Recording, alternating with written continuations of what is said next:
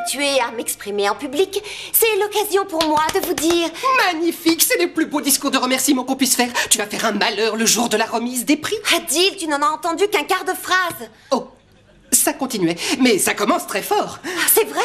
Je ne sais jamais trop quoi dire dans ces cérémonies, ça me paralyse. Je déteste prendre la parole. Je préférerais encore toucher une grosse migale.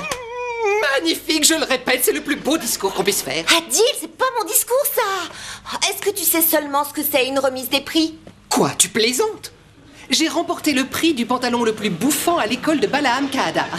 Quoique j'ai triché en m'emplissant les poches de gaz. De quel genre de gaz? Il vaut mieux que tu l'ignores. Oh. Bon, je te fais confiance, mais je tiens à avoir un autre avis. Un autre avis? Mais ce n'est qu'un malheureux Samuel. Brillante déduction, Sherlock. Et ces choses que tu as aux pieds, je crois que ce sont des chaussures. Ah d'accord. Toi aussi tu te creuses la tête pour ton discours de remise des prix. Non, tu rigoles. Le seul prix que j'ai une chance d'avoir, c'est le prix du plus long somme pendant le cours d'histoire. Il décerne ce prix-là? Non, mais il y en a un pour les génies au QI de souris. Waouh! Je peux peut-être concourir? Est-ce qu'à cause de ton énorme turban, ton cerveau est comprimé? C'était de l'ironie. Ah oui. Si on donne un prix pour les grincheuses, je suis sûre que tu le remporteras. Je suis désolée. Je suis sur les nerfs, j'ai 2 heures de supplice ce matin, 2 heures avec Monsieur Ross. Il est méchant comme la gale et toujours de mauvaise humeur. Ross l'atroce, c'est comme ça qu'on l'appelle. Déjà que l'histoire, il n'y a pas plus mortel comme matière. Je te le dis, c'est l'horreur. L'histoire? Mortelle? Attends, on voit que tu n'étais pas là quand le peuple en colère a pris la Bastille au début de la Révolution française. Non, ça va t'étonner, mais je crois que j'ai raté cette fête. Moi, je l'ai vu. La date, c'est 1789. Le lieu de l'action, Paris. Ce jour-là, mon maître, un homme moderne, convoque toute sa maison. « Tous au siège, les sans-culottes !» nous dit-il. Je lui réponds « Mais ce sont des toilettes une seule place !» Mais avant qu'il m'ait mouché, j'ai compris de quoi il parlait. Des centaines de pauvres gens en marche, hurlant, une foule menaçante en mouvement, avançant comme une machine folle vers les portes de Versailles. « Nous voulons du pain !» criaient les gens. Avec de la confiture, ce serait bien aussi, j'ajoutais. Mais la foule ne m'écoute pas. Tous n'ont plus qu'une seule idée en tête, voir le roi. Un roi tout tremblant de peur sur son trône.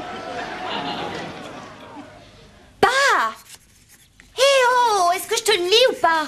Ah oui, bonne journée Sophie, travaille bien. Non, il faut que tu m'aides. J'ai besoin d'avoir ton avis sur mon discours de jeudi soir. Ça me met dans tous mes états. Je sais pas si je dois le faire style remise des Oscars, ce qui donnerait... Oh, c'est une telle surprise. Merci à tous. Je m'étais pourtant jurée de ne pas pleurer. Alors je remercie mes avocats, ma styliste, mon Yorkshire. C'est parfait ça, ne change rien. Ou alors je peux le faire aussi... style jeune de la zone. Hey yo, ce prix c'est de la balle quand on vient de la zone comme moi. Les bons plans ça n'arrive qu'une fois. Et Dieu, moi ça mon frère, j'ai décroché un prix, c'est d'enfer. C'est le kiff et aux profs du lycée, je dis respect. Tu as vu, il est presque la demi. Qu'est-ce que tu as? Est-ce que tu m'écoutes ou pas? Ah, c'est aussi mon avis.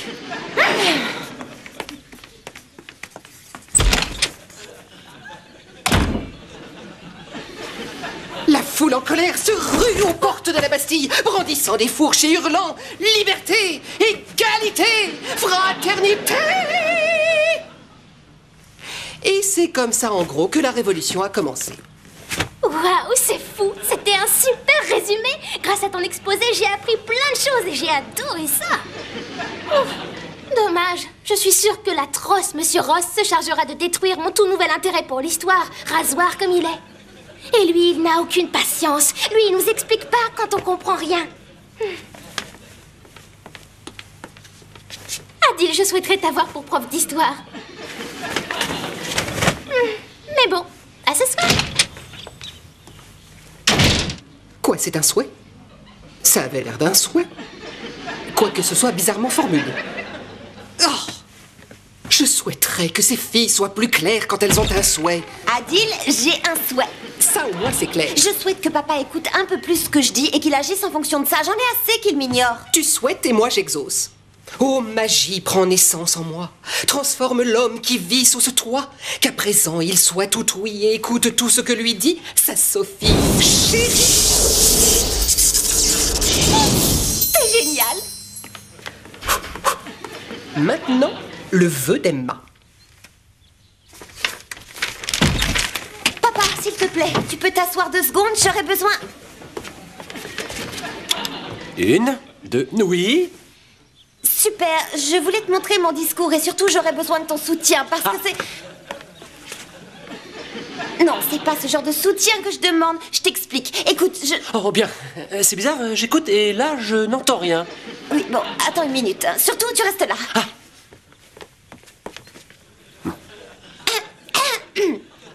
Quoique je sois peu habituée à prendre la parole en public, c'est l'occasion pour moi de vous dire combien je crois au pouvoir que nous avons tous. Oui, tous réunis, nous représentons une force et j'ai la conviction que nous pouvons tous faire avancer les choses. Et élever le niveau de notre école tout au long de l'année prochaine. Merci. Verdict ?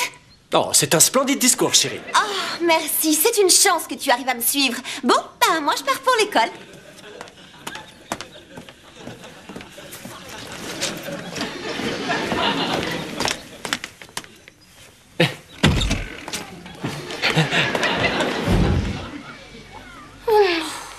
Bonjour à tous. J'ai une très mauvaise nouvelle et également une très bonne. La mauvaise, c'est que Monsieur Ross est malade aujourd'hui et qu'il ne pourra pas vous faire cours. Si c'est ça la mauvaise nouvelle, j'ai hâte d'entendre la bonne. Par un heureux hasard, nous avons réussi à le remplacer. Un autre professeur très compétent s'est présenté ce matin. Il est sûrement mieux que Ross Latrosse. Lui, on pourra le mettre en pointe. Je vous demande d'accueillir votre nouvel enseignant, Monsieur Adil.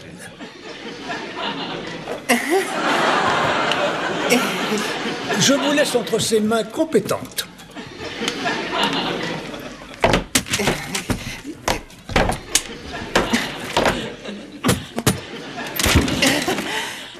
Salut les enfants.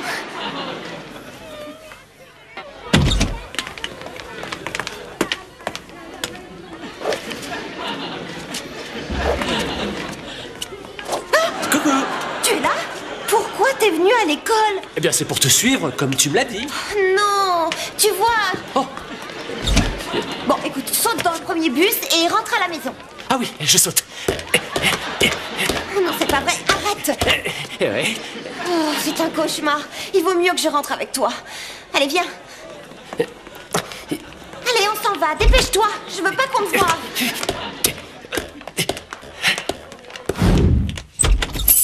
Bon, va t'asseoir. T'as qu'à prendre le fauteuil. Oui. Oh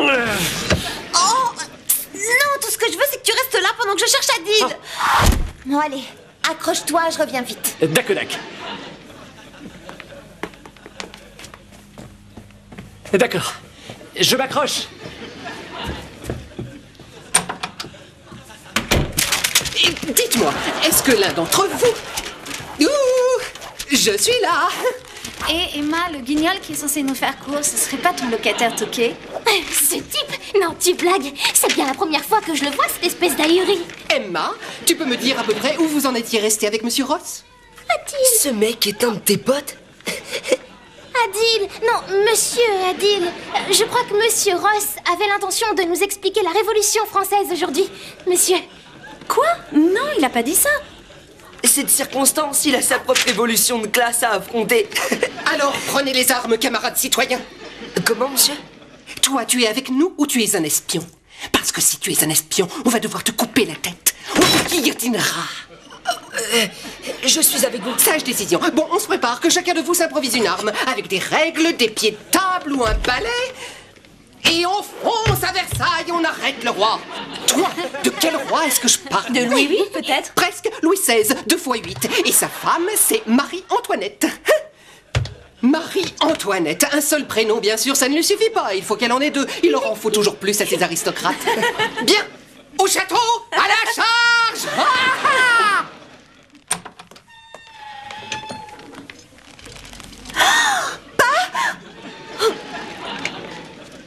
Oh non. Tu vois, t'es contente? Je me suis accroché. C'est ce que tu as dit. Je sais, mais non, s'il te plaît, oublie ce que j'ai dit. Et c'est drôle, je me souviens plus de rien. Tu disais? C'est dangereux de rester là. Allez, rentre, passe par la fenêtre. Mais ça aussi c'est dangereux, il y aura des éclats de verre partout. Oh, pas à travers la fenêtre, je l'ouvrirai avant. Oh, je craque. Ça craque? Où ça?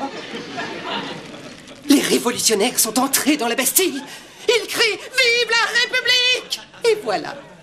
C'est comme ça que la France est devenue un État moderne. Ouais.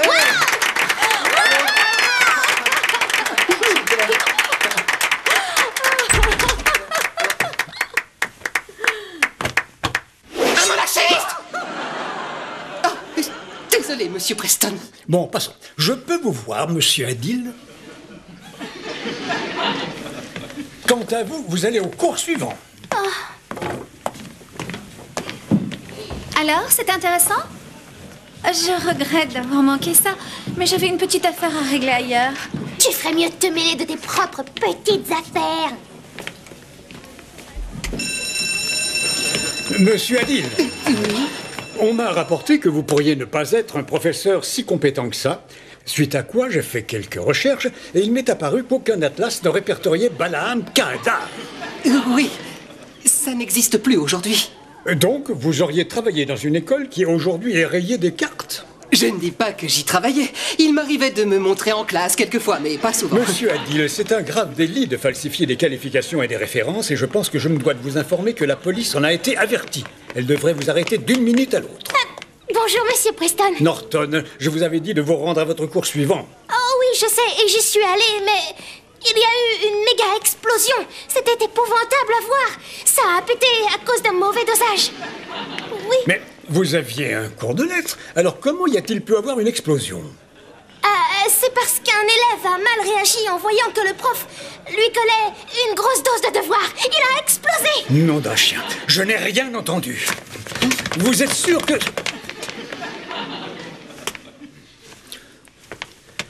Vous ne vous en tirerez pas comme ça, les deux fraudeurs. Je veillerai à ce qu'on vous enferme.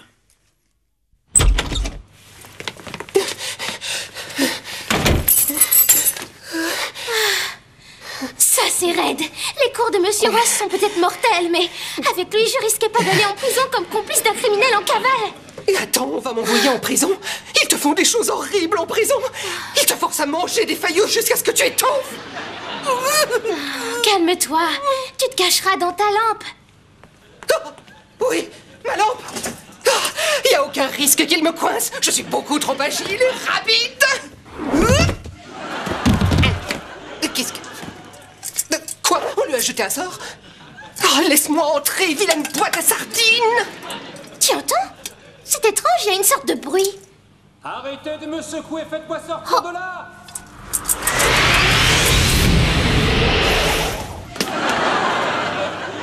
Par les moustaches d'Alcalambar.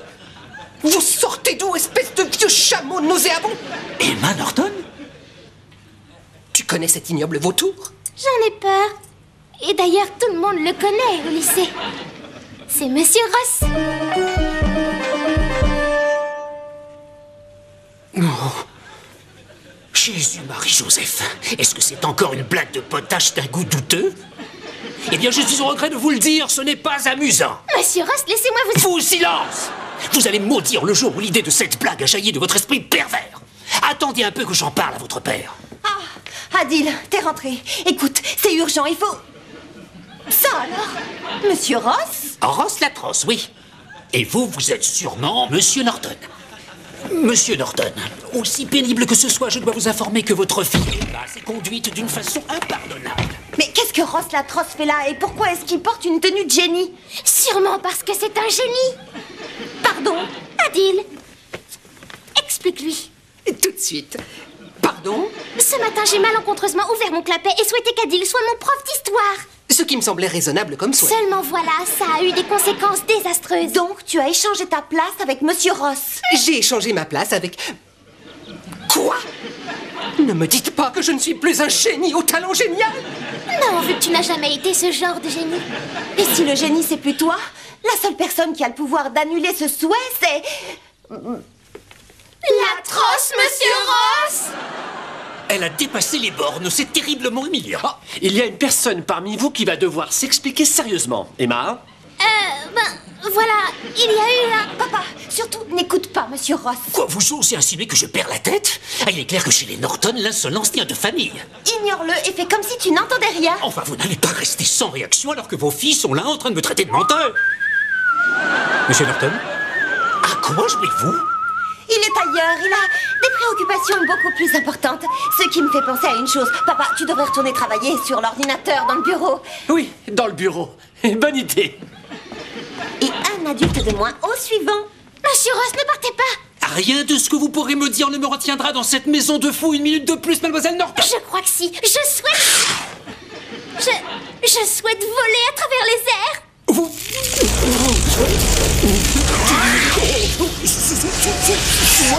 Mais qu'est-ce qui se passe, Jésus-Marie? Tel est mon souhait et je veux voler, Monsieur Ross. Oh, tu souhaites et moi j'exauce.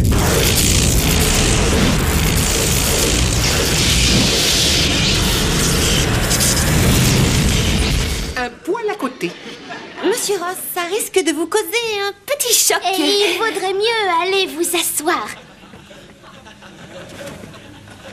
Monsieur Ross, vous êtes un génie.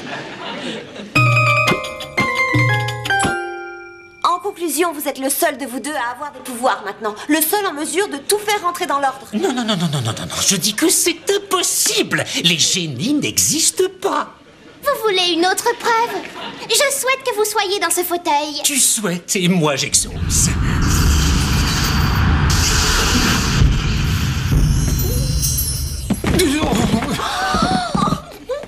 Vous n'avez pas encore la main, d'après ce que je vois. Fiez-vous au Bravadil. Ce sera une joie pour moi de vous enseigner l'usage de vos éblouissants pouvoirs. Mais c'est impossible, je suis en train d'halluciner. Dans cet état de nerfs, vous n'arriverez à rien. Il y a trop de pression là-dedans. On relâche les épaules. Allez, on se relaxe, papy.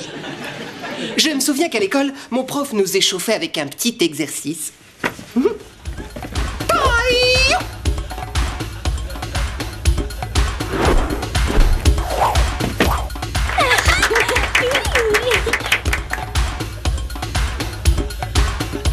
À votre tour.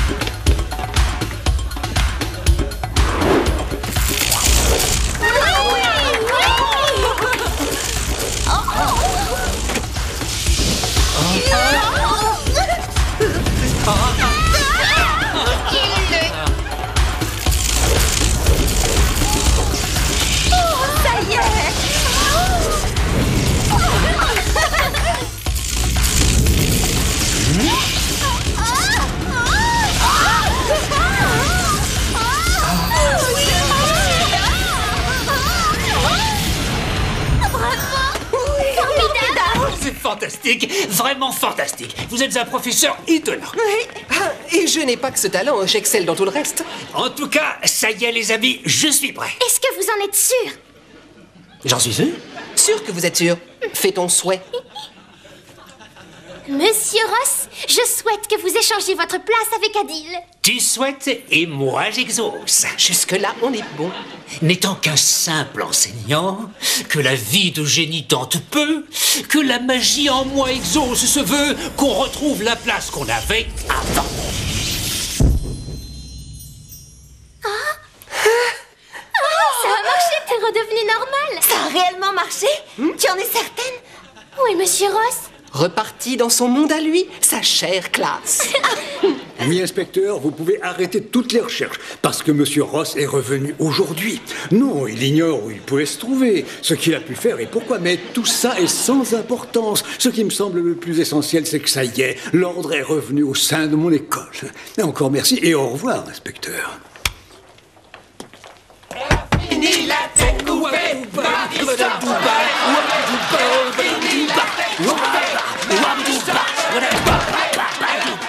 Les vacances me font du bien. Oh, c'est bon d'être de nouveau moi. Si tu as un souhait, n'hésite pas, ce sera une joie d'accomplir ma tâche. Si tu es d'attaque, j'aurai 2 souhaits. Impeccable, vas-y, je piaffe d'impatience. Voilà, souhait numéro 1. Je souhaite que mon père redevienne comme il était avant. Facile. Que le passé s'efface, il n'y a plus de traces. Oh! Mais pourquoi... Et c'est quoi le souhait numéro 2? Ce que je souhaite plus que tout, c'est que tu me trouves le discours parfait pour la remise des prix. Est-ce que tu peux essayer? Un discours pour remercier. Ça risque d'être compliqué. Non, ne t'inquiète pas. J'ai une idée. Et maintenant, nous arrivons enfin au prix du meilleur élève du lycée. Mais où est-il? Qu'est-ce qui lui prend autant de temps? Oh, je vais mourir si j'ai rien à dire sur l'estrade. Tu es sauvé, il est là. Excuse-moi, j'ai un peu de retard. Non, tu crois? T'es parti depuis 2 jours, Adil. Mais ça y est, j'ai le discours. Il a fallu combiner l'inspiration et le talent de William Shakespeare, Charles Dickens et J.K. Rowling. Et ça a donné le discours le mieux tourné. Oh, tu es le meilleur. Beau travail. Et nous arrivons au prix de l'élève la plus assidue en cours que nous décernons à Sophie Norton.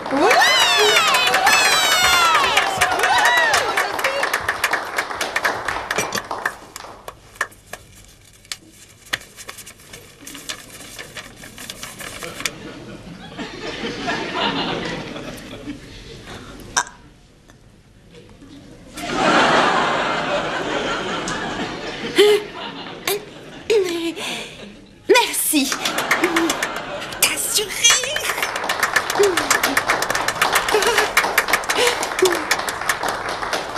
Tu vas voir. Oh, sang qui meurt. Je vais t'écrabouiller.